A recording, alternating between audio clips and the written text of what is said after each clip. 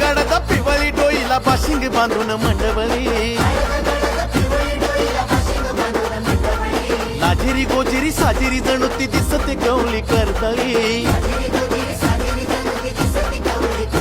हळदीन नवरी झाली पिवळी पाक अरे हळदीन नवरी झाली पिवळी पाक अरे वाजीव जा त्या टकनंग टकनंग टकनंग टकनंग टक अरे वाजीव जा त्या टकनंग टकनंग टकनंग टकनंग टक